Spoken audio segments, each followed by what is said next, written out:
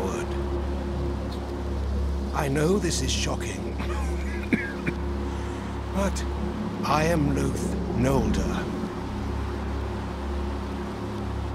It seems impossible to believe, but it's the truth. As you can see, my new body is not in good shape. I'm taking something to slow its deterioration, but the worms will have me soon. So listen carefully. Time is very short. We must stop them. Stop whom? Don't you remember? I think the drug I gave you was a bit much. What drug? What are you talking about? The drug I gave you when I took you out of the asylum. If I hadn't given it to you, you would have been gone for good by now. It was prepared by a very powerful shape. But I think it prevents you from remembering what happened and who you really are. This is all nonsense. I don't understand what you're talking about. You told me to come here, and I am here. In the very house of my ancestors. What is the meaning of this? Do you know that my father is lying in that tomb? Can you tell me why he killed himself in there? Why my mother never told me anything about my father? Why I remember things I've never known before? What is happening to me? You must be calm. I am in a worse condition. I know this seems like nonsense, but it is happening. This world hides secrets that people must never learn.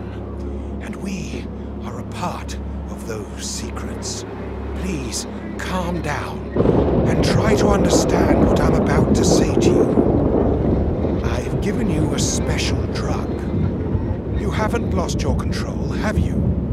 So don't be afraid. The drug won't let him possess you too soon, but it won't last long. We must be quick to find the entrance to the sunken city. It is right under this town and its outlying areas. Sunken city? The necropolis city of a pre-human reptilian race. What is your connection to this situation? As you know, I went on a long journey 5 years ago. During my travels, I sought clues that would give me some insight into my own family history. I visited a lot of places, but I finally found my answers in a primitive forest village. Strangely, the village elders seemed to know me and told me some unbelievable things about my identity. They said I was born in that very village, the son of a European father and a mother they never revealed. Nobody spoke about her, though I persistently asked them. All I learned is that she disappeared from the village after giving birth to me, and it seemed from their tone that they were grateful when she left. I could learn nothing else about my father either, except that he was a civilized man. Apparently, I spent some of my childhood there, under the veil of strange practices and inhuman traditions. I faintly remember them showing and teaching me some horrifying things that fortunately I can't quite remember anymore. But one thing's still clear in my mind.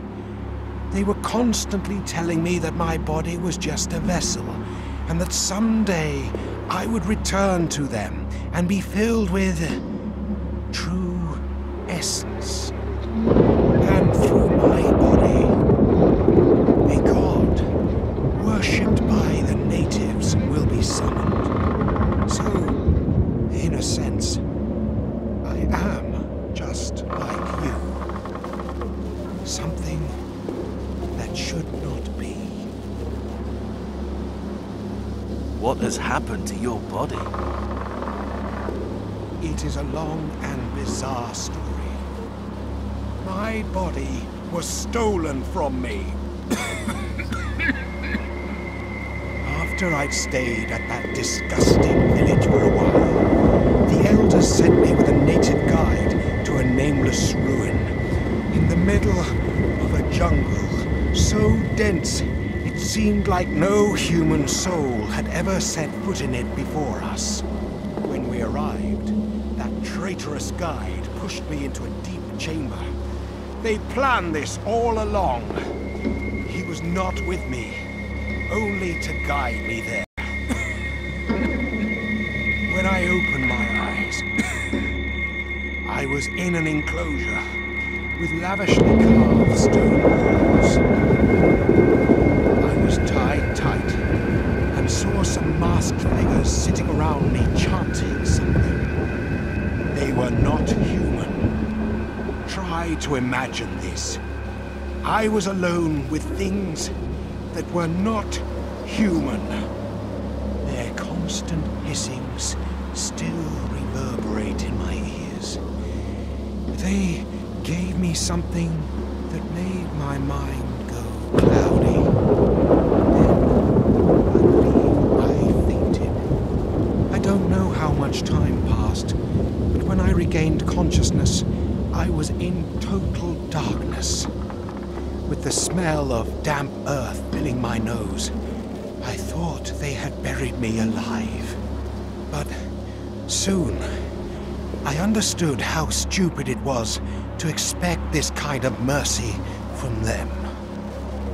I managed to get above ground with my bare hands and tried to flee that damned jungle at once. But when I slipped and fell into a small puddle of muddy water, for a moment I plunged into the scorching pit of madness. The reflection in the water showed that I now inhabited the body that once belonged to my guide. Why did you take me out of the asylum? I had to. As I said before, if I didn't, you would have been totally overcome by now. They were planning to eliminate you and take your body for good. But fortunately, I came just at the right time. We now have a chance. I can't make it by myself. They've defeated everyone else except you. Look, I am tired and have to get my drug. Let's continue this conversation tomorrow.